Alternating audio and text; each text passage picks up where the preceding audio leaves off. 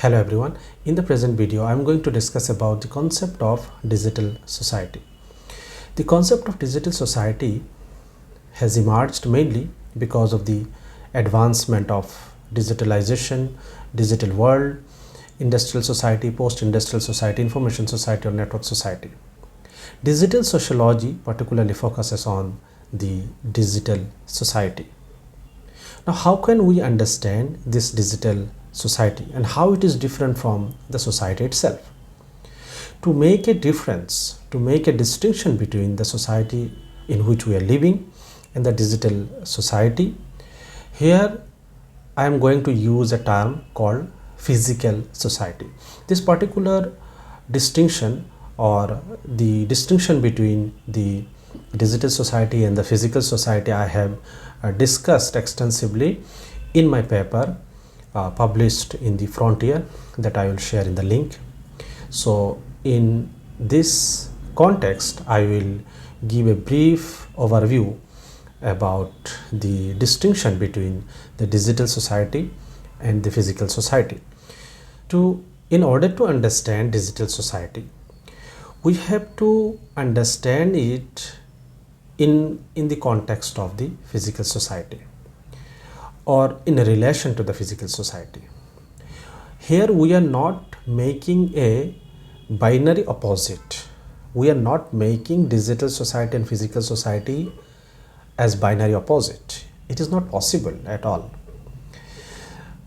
Main concern here is that need of understanding digital society in relation to the physical society, and why there is a need of using the term the physical society, that I am going to discuss. When we say society, it is a very general term used by any individual or a person in the society. A layman can also understand the society. But in the sociological context, when we say society, so it involves social structure, social system, social institutions, underlying social laws, patterns, culture, norms, values, and many more. Social control mechanism and many such elements which makes the society. And moreover, society is defined as web of social relationship. Web of social relationship among individuals, among groups, among various communities, among societies, among social institutions, between human beings and the social institutions, social environment, natural environment and human beings. So it is a complex web of social relationship. So in this context, how can we understand digital society then? Digital society is not simply a virtual online world. We simply cannot say online and offline. That is, the presence in online and presence in offline. It is not that simple. A layman, a common person, can differentiate between the online presence and offline presence, one's presence in the online and one's presence in the physical world. So even if we take it into our consideration, so both reinforce each other, both are relational, but we are not using the term offline and online. We are using the term digital society and the physical society. But digital society cannot be understood without the reference of the physical society. So why physical society term is used? Physical society term is used because the society which I have just now described has a physical appearance, has the observable situation, condition, structure exists. It has a visibility. People live in the society. It is appeared, it is manifested, and it has a physical structure, it has a physical appearance. Though there are many abstract realities, abstract structures such as norms, values exist, but these abstract structures, norms, values also have physical expressions, physical manifestations. So that is why this particular physical society term is used in this context. Or I can discuss in more detailed way about the physical society and its various aspects in any other video. So let's come to the point. So digital society is a society which is mainly a virtual reality. Digital society is mainly a virtual reality. What is this virtual reality? This virtual reality is again a complex web of relationship. And here we can define the digital society in a very simple way. Web of digital relationship. That means digital society is a web of digital relationship. Digital relationship among individuals, groups, communities, societies, between human beings and social institutions, social environment, natural environment, and many more such things. So it implies that the entire social system, society, and its various elements are mainly regulated by digital mechanisms, are now connected digitally. Let's take the example of social institutions such as family, marriage, religion, education, economy, polity. All are digitalized, all are digitally connected. Again, digitalization of each and every social institutions, each and every social realities are not isolated phenomena. These are again interconnected phenomena. Digitalization of economy is connected to all the other aspects. Digitalization of family is connected to all the other aspects. Here I am taking a small example. Digitalization of family has given rise to a new phenomena called digital parenting, digital socialization. So today the socialization is not simply a socialization, digital socialization. Parenting is not simply a process of parenting, digital parenting. So this is how the virtual reality has become a complex process of relationship, and that is what digital society. Digital society is basically web of digital relation. Now come to the next issue.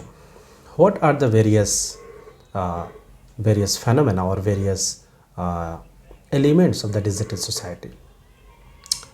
Digital society and physical society are same in its various elements and the dimensions and its practice.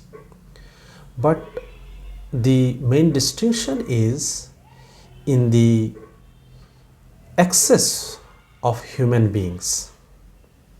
Access of human beings in the digital society. Whether all human beings are in the digital society or not, whether all the populations or human beings are equally advantageous of digital society, whether there is any kind of vulnerability exist. Again, there may be a question that in society also there are many kind of inequality, there are many kind of differentiation, distinction, inequality. So again, I am taking the example of inequality, poverty, which is there in the physical society. Similarly, there is in the digital society, there is the issue of digital inequality, digital exclusion, digital poverty. So main intertwining issue is that the whatever physical society exists is now further advanced because of the digital society. Now our point is that how human beings or individuals becomes the member of the digital society. Because to be a member of the physical society, one don't have to choose. By natural process, one becomes the member of a society, community or a group. But to become the member of a digital society, one has to choose the process. Naturally, one cannot become the member of a digital society. Yes, again here comes two important concepts called digital native and digital immigrants. Digital natives are those who are born in the digitalized era and who are being socialized with the digital phenomena, digital society and digital processes.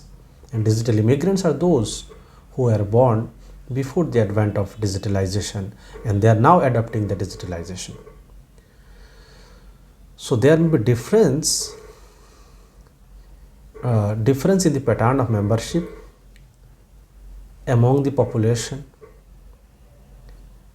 like how digital natives are entering into the digital society and how digital immigrants are entering into the digital society. So that means that the human beings or individuals are entering into the digital society voluntarily, but it is inevitable. That means they are bound to be the part of the digital society, because physical society today depending on the digital society. Physical society cannot be able to survive without the digital society. So that means the human beings entering into the digital society or become member in the digital society is inevitable.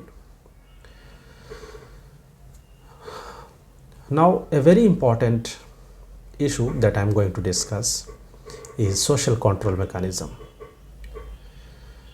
Social control mechanism is one of the most crucial and significant element of the society or physical society, what we have discussed. Because without social control mechanism, there cannot be society. There is a difference between animal world and the human society because of the socialization and social control mechanism. Social control mechanisms maintain a balance between unlimited human expectations and societal expectation. So human beings maintains a balance in the society, or society is able to maintain a balance between human expectations and societal expectation through social control mechanism. Now question comes whether this social control mechanism exists in the digital society or not. Digital society has techno-legal regulations, laws, which mainly regulates the conduct, actions or activities in the online space or digital space. But there is less implication of the social control mechanism in the digital society. Social control mechanism are there in the society. People are following the social control mechanism in the context of physical society.